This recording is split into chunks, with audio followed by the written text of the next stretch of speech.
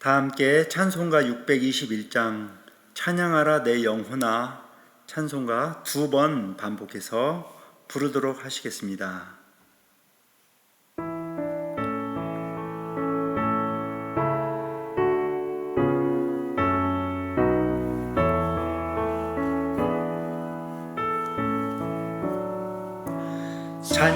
찬양하라 내 영혼아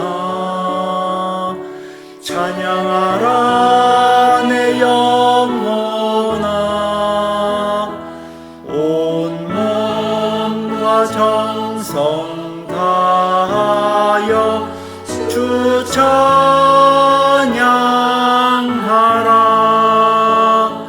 경배하라 내 영혼아 경배하라 내 영혼아 온 몸과 정성 다하여 주 경배하라. 한 번 더 621장 찬양하라 내 영혼아 찬송 부르시겠습니다.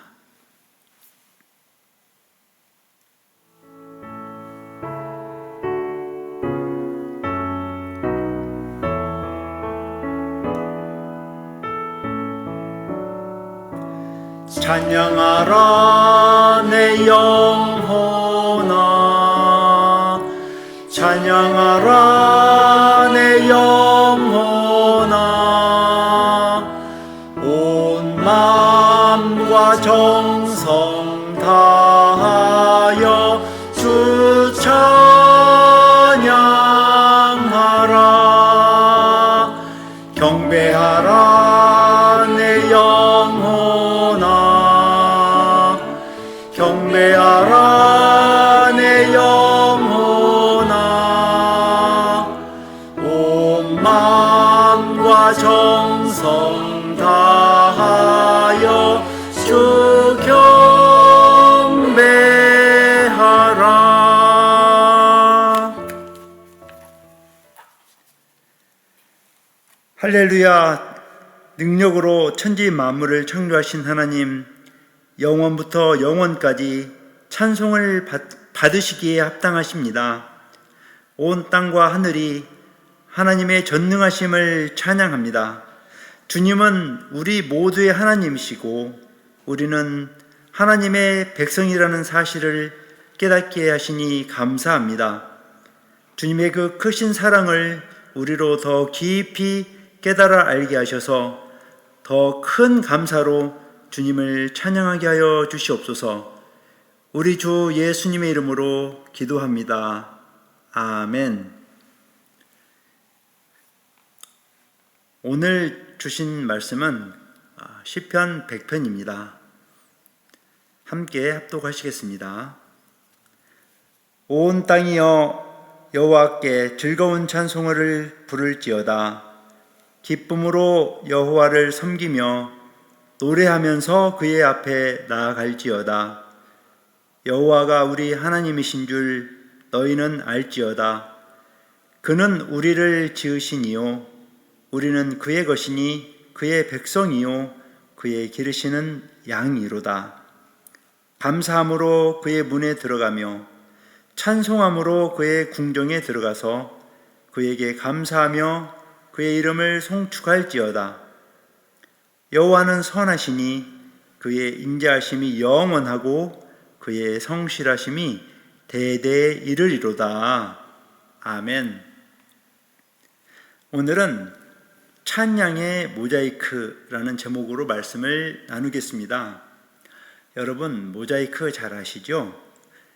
모자이크란 여러 가지 빛깔의 돌이나 유리, 금속, 조개 껍데기, 타일 등을 조각조각 붙여서 무늬나 회화를 만드는 기법이지요. 저는 10여 년 전에 유럽에 있는 세계적인 박물관에 들어갈 기회가 있었습니다. 그곳에서 모자이크 작품 하나를 본 기억이 있습니다. 다양한 색깔과 모양 아주 작은 돌 조각들로 어찌나 정교하게 만들었는지 감탄이 저절로 나왔습니다. 그 모자이크 작품은 어떤 사람이 그의 일평생의 시간을 들여서 만들었다고 했습니다. 대부분의 이 교회의 창문에 모자이크 작품들이 있습니다.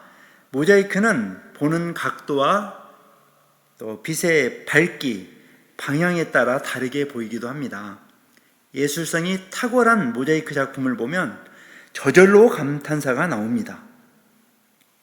구약 성경의 이 시편들은 하나님께 드리는 감사의 기도, 탄원의 기도 또는 감사, 찬송 등이 함께 어우러져 있습니다. 그 하나하나가 참으로 아름다운 찬양의 모자이크 작품 같습니다. 오늘은 시편 100편 말씀을 두 가지 관점에서 살펴보고자 합니다. 자, 하나는 우리가 왜 하나님을 찬양해야 하는지 그 이유에 대해서 살펴보고 다른 하나는 우리가 어떻게 하나님을 찬양할 수 있는지 그 방법에 대해서 살펴보고자 합니다. 이렇게 함으로써 우리가 드리는 찬양이 진정으로 하나님께 영광을 올려드리고 하나님을 기쁘시게 하는 데 도움이 되고자 합니다. 물론 우리가 하나님께 영광을 올려드리지 않아도 하나님은 이미 영원하시며 영원토록 영광과 존귀를 받으시고 계십니다. 먼저 우리는 왜 하나님을 찬양하게 되는지 살펴보겠습니다. 첫 번째 이유로는 하나님을 찬양하는 것이 하나님의 백성으로서 당연한 것입니다. 하나님이 어떤 분인지를 알게 될 때 자연스럽고 또 당연하게 하나님을 찬양하게 됩니다. 우리가 만약 하나님이 우리에게 베푸신 은혜와 사랑을 알지 못한다면 하나님을 찬양할 수 없을 것입니다. 몇 해 전에 한 젊은이가 공원의 벤치에 앉아서 성경을 읽고 있었습니다. 그 내용은 하나님께서 모세와 이스라엘 백성 남녀노소 약 200명이 이 홍해 바다를 마른 육지처럼 건너가게 하신 사건이었습니다. 우리 함께 모세의 홍해 사건으로 함께 들어가 보도록 할까요? 출애굽기 14장 21절부터 31절까지 중요한 부분만을 읽도록 하겠습니다. 21절 모세가 바다 위로 손을 내밀매 여호와께서 큰 동풍이 밤새도록 바닷물을 물러가게 하시니 물이 갈라져 바다가 마른 땅이 된지라. 이스라엘 자손이 바다 가운데를 육지로 걸어가고 물은 그들의 좌우에 벽이 되니. 23절 애굽 사람들과 바로의 말들 병거들과 그 마병들이 다 그들의 뒤를 추격하여 바다 가운데로 들어오는지라. 새벽에 여호와께서 불과 구름 기둥 가운데서 애굽 군대를 보시고 애굽 군대를 어지럽게 하시며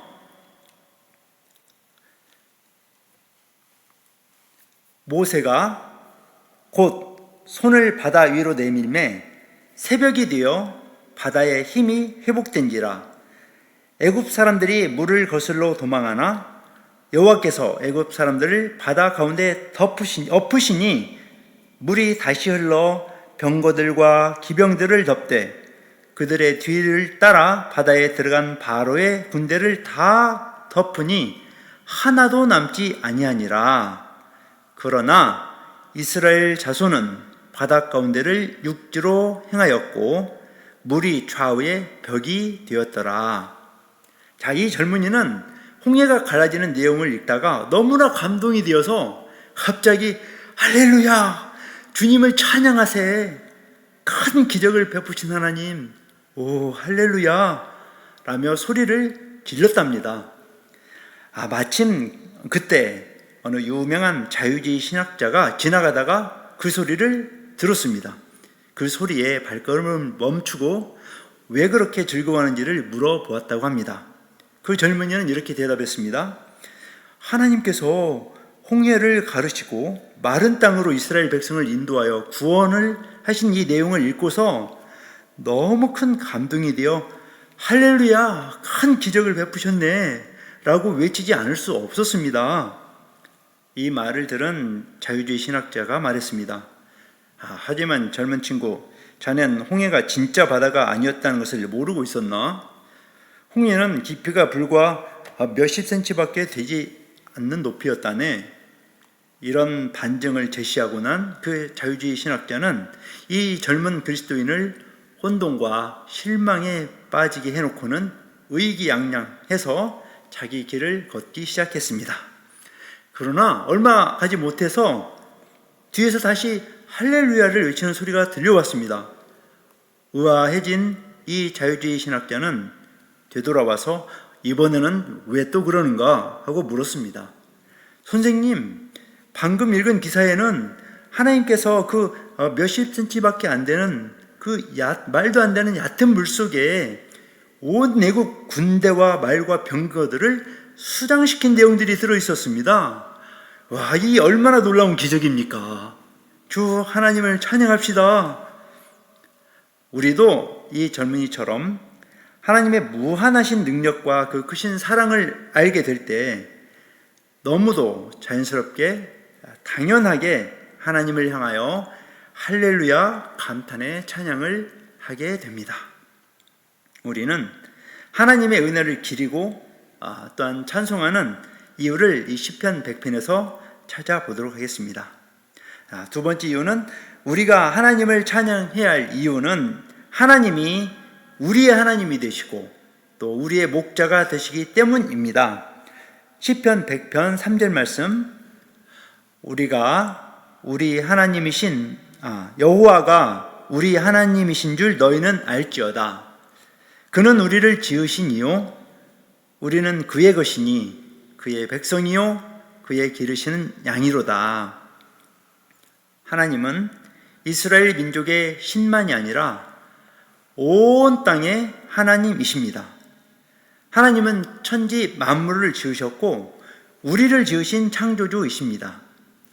성경에서는 하나님과 우리와의 관계를 목자와 양의 관계로 비유하십니다. 목자가 자기 양을 보호하고 기르시는 것처럼 하나님은 우리를 돌보아 주십니다.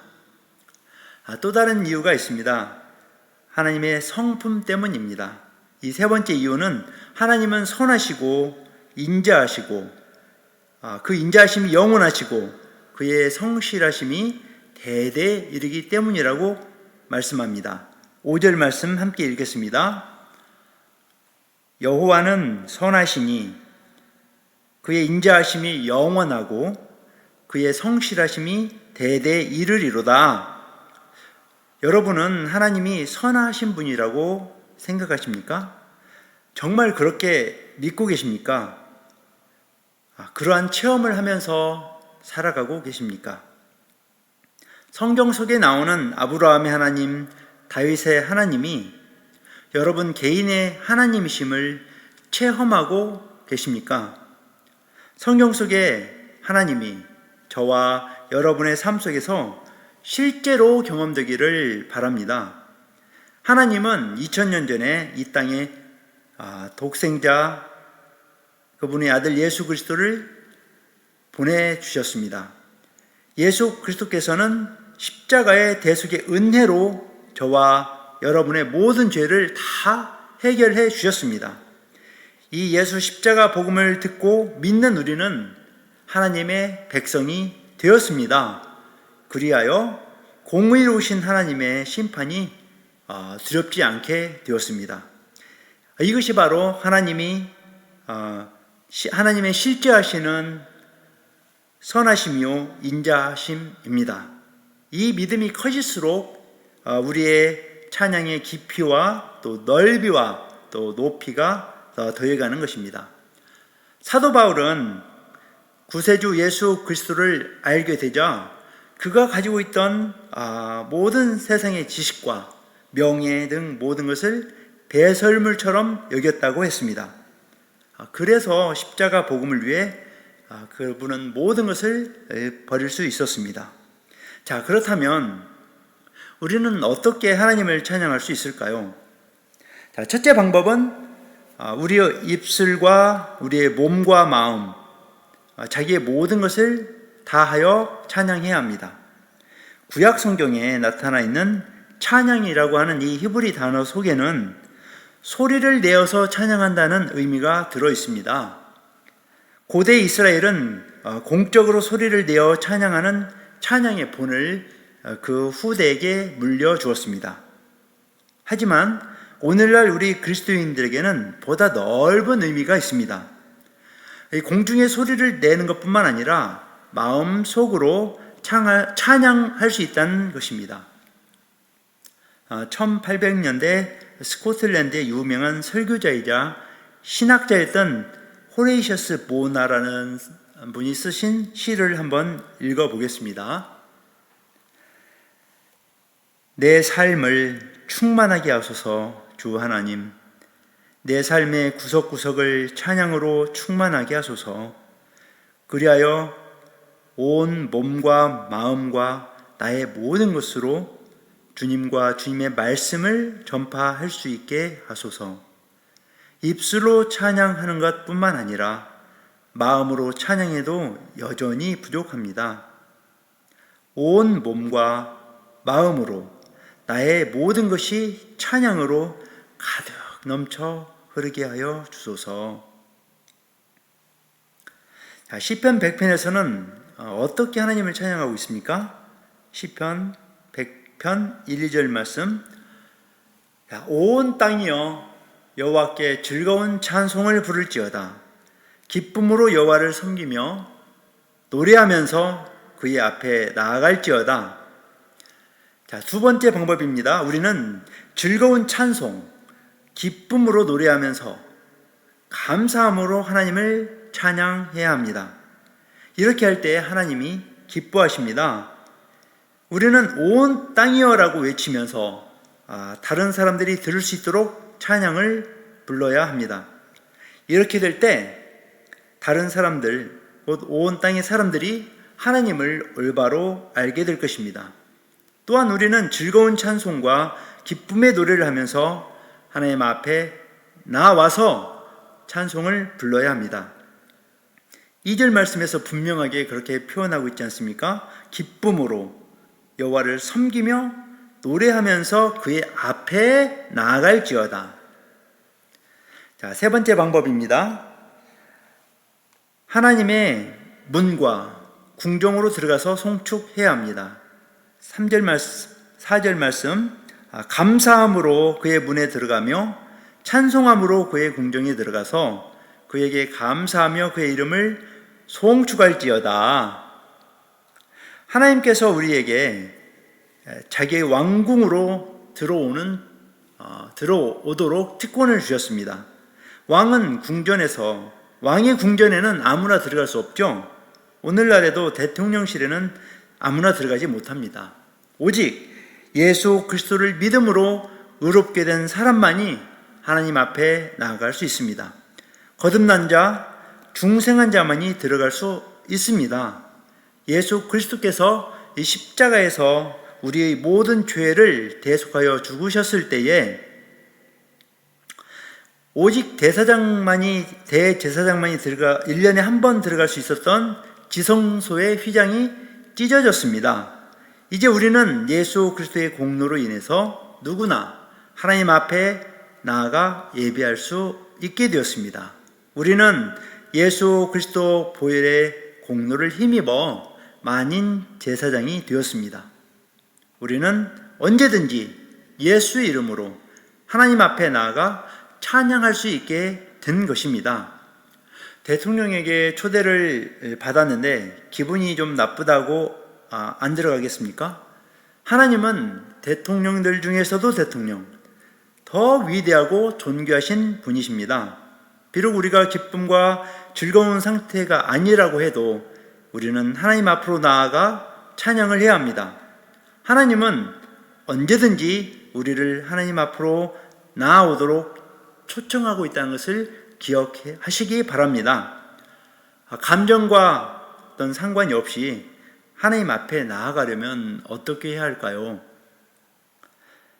우리 자신과 우리의 주관적인 경험으로부터 눈을 돌려 믿음의 눈으로 우리 주 예수님과 주님이 지신 십자가에 시선을 고정시켜야 합니다. 우리 위에 흘리신 보혈의 피를 의지할 때에 이것이 가능합니다. 이 방법은 우리가 정한 것이 아니라 창조주 하나님께서 정하신 방법입니다. 유월절 어린 양의 피를 문설주와 임방에 바르라고 명령하신 하나님의 방법처럼 오직 흠 없고 점 없는 어린 양 같은 우리 주 예수 그리스도만이 그 길이라고 원양하셨기 때문입니다. 자, 네 번째 방법은 믿음입니다. 우리는 믿음으로 하나님께 나아갈 수 있습니다. 왜 믿음이 필요합니까? 우리가 잘 알고 암송하고 있는 히브리서 11장 6절 말씀을 보도록 하겠습니다. 믿음이 없이는 하나님을 기쁘시게 못하나니 하나님께 나아가는 자는 반드시 그가 계신 것과 또한 그가 자기를 찾는 자들에게 상 주시는 이심을 믿어야 할지니라. 우리는 믿음으로 하나님 앞으로 나아가면서 찬양을 드려야 합니다. 시력은 이 신체의 기능인 것처럼 믿음은 영혼의 기능으로서 마음의 눈으로 하나님을 볼 수 있게 합니다. 믿음이란 우리를 위해 행동을 취하실 하나님을 바라보는 것입니다. 제 말씀을 정리합니다. 지금까지 우리는 시편 100편을 통해 하나님을 왜 찬양해야 하는지와 어떻게 찬양할 것인지에 대해서 살펴보았습니다. 우리가 하나님을 찬양하는 이유는 하나님의 백성으로서 당연한 것입니다. 하나님이 우리의 하나님이시고 우리의 목자가 되시기 때문입니다.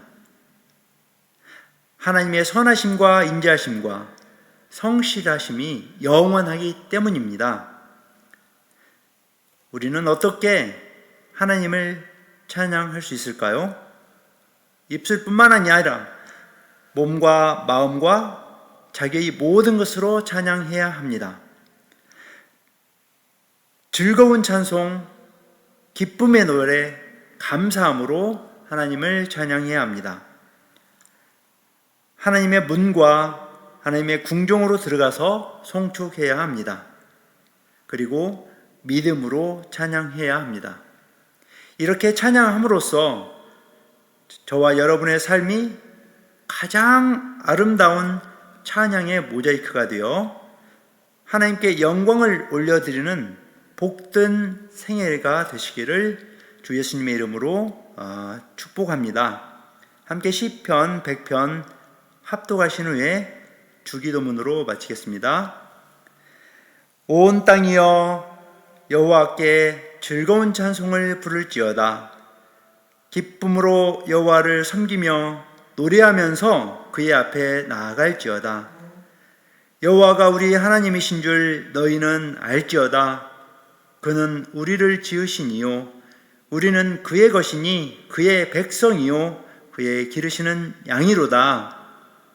감사함으로 그의 문에 들어가며 찬송함으로 그의 궁정에 들어가서 그에게 감사하며 그의 이름을 송축할지어다. 여호와는 선하시니 그의 인자심이 영원하고 그의 성실하심이 대대 이르리로다. 아멘. 주기도문으로 예배를 마치겠습니다.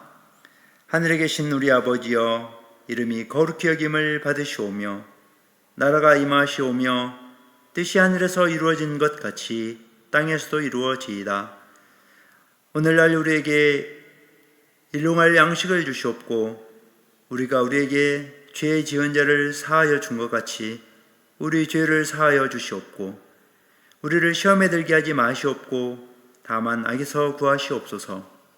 대개 나라와 권세와 영광이 아버지께 영원히 있사옵나이다. 아멘.